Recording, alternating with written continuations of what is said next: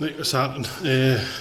Just another wee update on the Civic. So, what me and Kenzie are doing now is we are going to be cutting the lower radiator support out for the Civic because I am making a DIY tucked radiator setup, and because I'm doing that, and the Civic's mouth, like the mouth I'll show you, the mouth bit here is quite, it's not really wide enough for what we need, but the UK one is. So but what we're going to do is instead we're just going to cut it.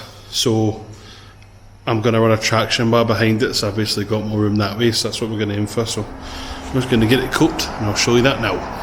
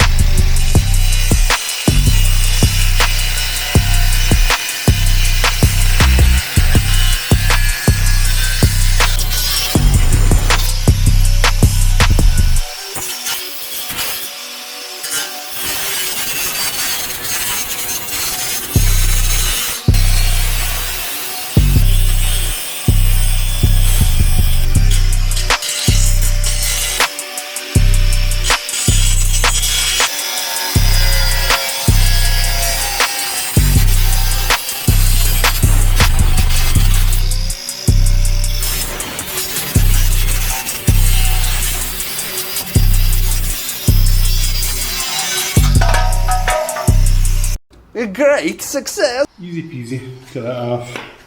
It's crusty.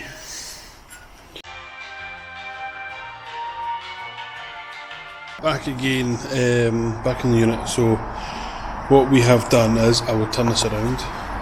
So where I showed you, we actually removed the bit completely. So I did leave the wee ends on, but I have now removed them. I think it's look cleaner. I didn't know if there were struts going up, but they're not. So we just cut all this away, well, grind it away so I didn't need to get rid of the holes, more holes to weld. So we're just left with this now, so it's a lot tidier. But other than that, that's, you can up to date with what we've done with the engine bay. So I'm still yet to just get a few of these holes done, so we've got some more here to grind away, which I'll do tonight. Some more here at the back, another one here. Other than that, then it's prep time for the bay, which is exciting, to which we will start painting in the next week or two, but I'll document that as well. But we are not far away at all from getting where we need to be with the Civic. It is obviously going to take a bit of time. I'm doing a lot more work to it, so it's not as easy just throwing an engine in. But because I've been wanting to do the engine bay nice and shiny since I've owned the car, so me doing these extra little steps is something I've wanted to do for a long time. But I'm finally getting to do it. It's just going to take a lot longer, and the unit's cold. Luckily, it doesn't let that much moisture in, so I'm not getting any flash rust there anywhere on the metal. So it's good that way. Oh, face track's getting. Fuck knows what happened with the camera that started face tracking. So once this is all done and the paint's done, we could throw the engine in, and I will video that as well. So today I'm just going to do a bit more grinding down. I'll film that and I'll show you me grind it down. Right, so let's get into the grinding of the welds. So I'll show you that now. Insert clip.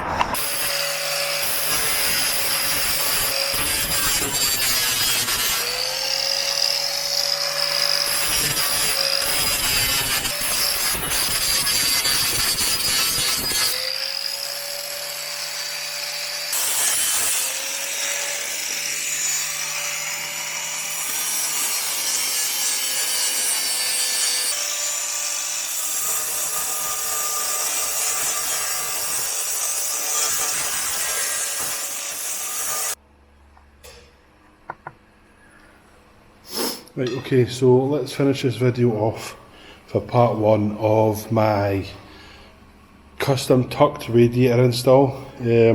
So I'm going to insert a clip here.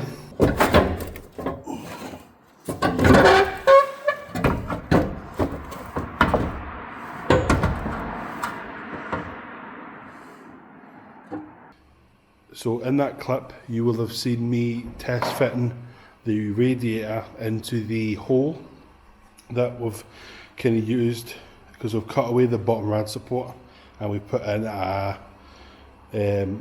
the traction bar, and what that does, obviously it gives a bit of traction and whatnot, but it also applies strength back across from chassis leg to chassis leg, because obviously taking that bottom leg apart, you're taking that wee bit of structure away. So putting that back in has made it a bit better because it's thicker and it is steel, it's not aluminium. So, but us doing that allows me to add more stuff to it. But with that now fitting in the gap, because it wasn't before, it's still a fraction of the cost of what big name brands were offering. And being in the UK, we've not really got many options here. In America, obviously you do, but not here. But in the next video, we're going to sort out some brackets for it and get it mounted in position, and then you'll see how it fits. And obviously I'm running AN fittings, you don't need to do that. That's up to yourself what you want to do. But with me running AN fittings, allows me to run some snazzy AN lines, which I've wanted to do as well.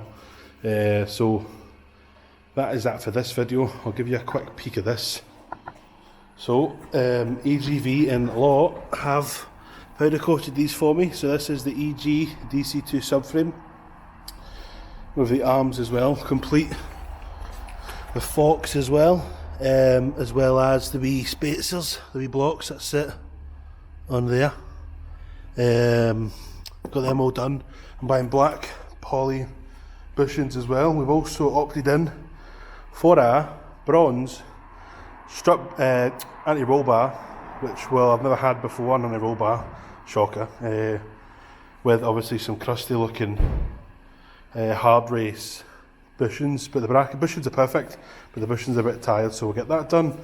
And then also we have just had my custom extended excessive inlet manifold for the K-swap done in a textured black by Paragon Wheels in East Kilbride. Stuart done that for me, and that's obviously going to go with a Tegawa big throttle body, because bigger the better with any, none of that boring OEM stuff, because that's not what we do and that's not what I've done with the B series. So going to keep that pattern going, go a bit excessive, no pun intended, to basically get this going as much power as I can go, as well as reliability, because that stuff there, you can't really go wrong. It's a simple throttle body with a billet spacer, because it's a 90 down to a 74, I believe, not 76. So other than that, that is us done with this wee episode. I'll get this uploaded, but aye, thank you for watching this episode. Don't forget to follow as well and subscribe and like the video and share it to your pals, all your pals. Aye, and we'll see you in the next one. See you later on.